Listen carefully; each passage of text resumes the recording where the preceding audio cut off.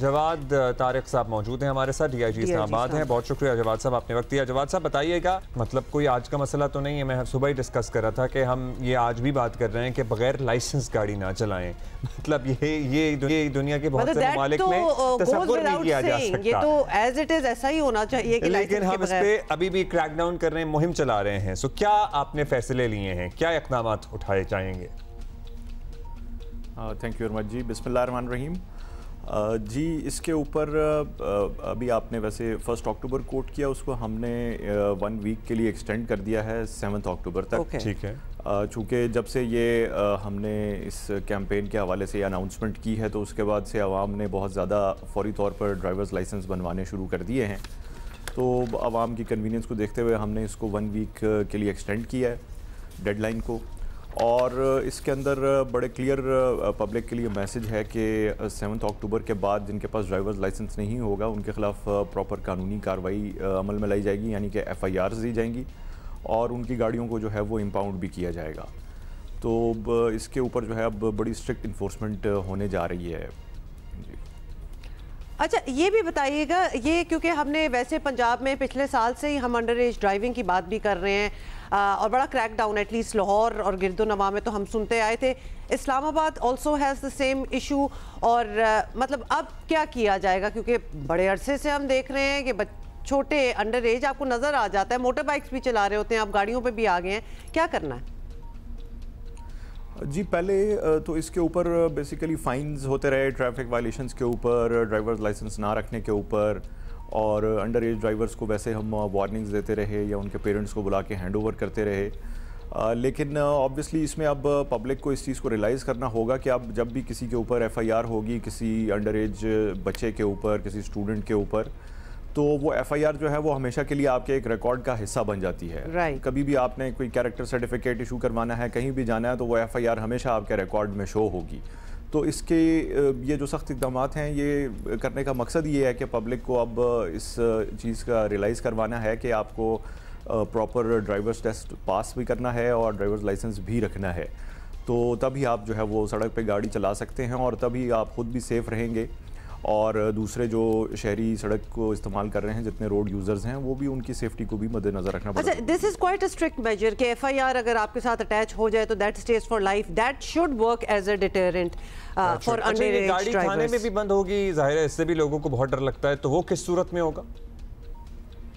जी, इसके अंदर जब भी देखें FIR होगी, इस तरह से कोई बंदा गलत ड्राइविंग कर रहा है और वो उस वक्त चेक हो जाता है जिसके पास ड्राइवर्स लाइसेंस नहीं है, तो उसके ऊपर रैश ड्राइविंग की FIR भी होगी, साथ में लाइसेंस ना रखने के ऊपर भी उस पर कार्रवाई होगी, और साथ ही जब भी FIR होती है तो गाड़ी भी साथ इम्पाउंड कर ली जाती है।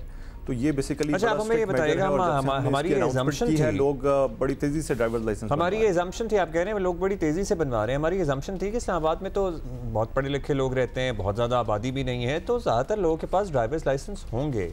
क्या परसेंटेज है जो बगैर ड्राइवर्स लाइसेंस के गाड़ियाँ चलाती रही है, और क्या जिनके एक्सपायर्ड हो गए हैं they would have to go through the test again या उनके रिन्यू हो जाएंगे? और इसके लिए क्या आपने फैसिलिटेशन भी बेहतर की है, क्योंकि जब रश पड़ता है तो फिर बहुत ज़्यादा लोग होते हैं और सिस्टम मैनेज हैंडल नहीं कर पाता उसे? जी, इसमें एक तो यह है कि इस्लामाबाद के अंदर बहुत सारी आबादी ऐसी है जो इस्लामाबाद के शहरी नहीं हैं, रिहायशी यहाँ के परमानेंट नहीं हैं, दूसरे शहरों से यहाँ पे शिफ्ट हुए हुए हैं रोज़गार के सिलसिले में। तो उसमें भी और हमने चूंकि सारे पाकिस्तान के लिए ओपन रखा हुआ है, कोई स्ट्रिक्ट वो नहीं रखा कि सिर्फ इस्लामाबाद के ही शहरी लाइसेंस बनवा सकते हैं, तो बहुत सारे लोग अदरवाइज़ भी हमारे पास लाइसेंस बनवाने के लिए आते हैं और इस सिचुएशन में वो थोड़ी सी उनकी तादाद बढ़ गई है।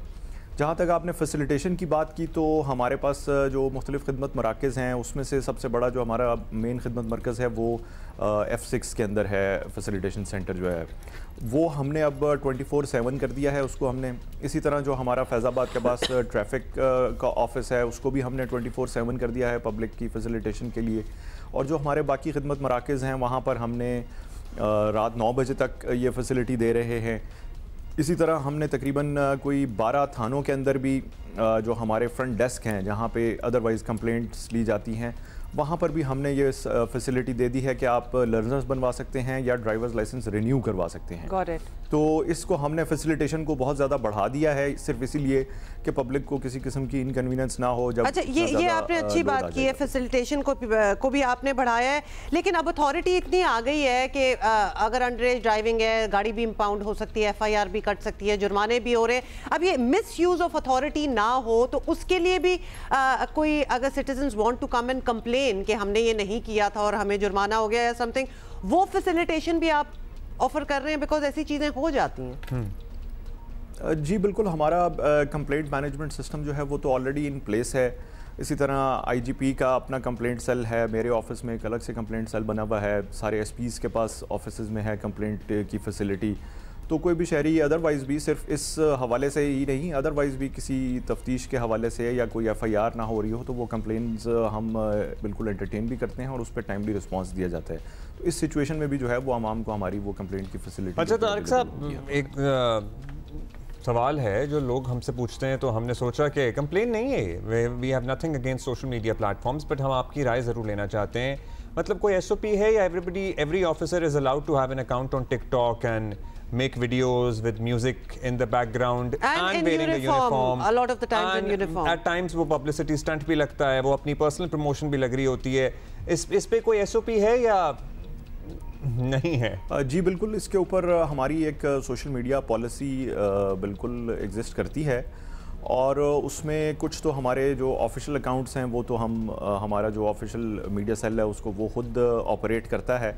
अदरवाइज़ हमारी जितनी भी फोर्स है उसके लिए बड़ी स्ट्रिक्ट इंस्ट्रक्शंस हैं कि अपने पर्सनल अकाउंट्स से आप अपना कोई पर्सनल कंटेंट तो ज़रूर शेयर कर सकते हैं, लेकिन यूनिफॉर्म के अंदर और इस तरह से कोई किसी किस्म की कोई इनअप्रोप्रिएट चीज़ विद यूनिफॉर्म या आपको पता है जब साहब के यूनिफॉर्म में गाड़ी से उतर के चलने में भी एक स्लो मोशन लगा के म्यूजिक लग जाता है और कोई मतलब let's suppose they are minding the traffic, force की बात नहीं कर रहे, ओवरऑल बहुत सारे पुलिस अफसरों, एक छोटी सी मिनी मूवी बनी होती है, they are minding the traffic and they are trying to show कि हम एफिशिएंट हैं, व्हिच इज ऑलराइट, लेकिन शोकेस करना इस तरह सोशल प्लेटफॉर्म्स पे वो जरा जी बिल्कुल, इसकी ऊपर जो है वो हमने सख्ती भी रखी हुई है और डिपार्टमेंटल एक्शन हुआ है।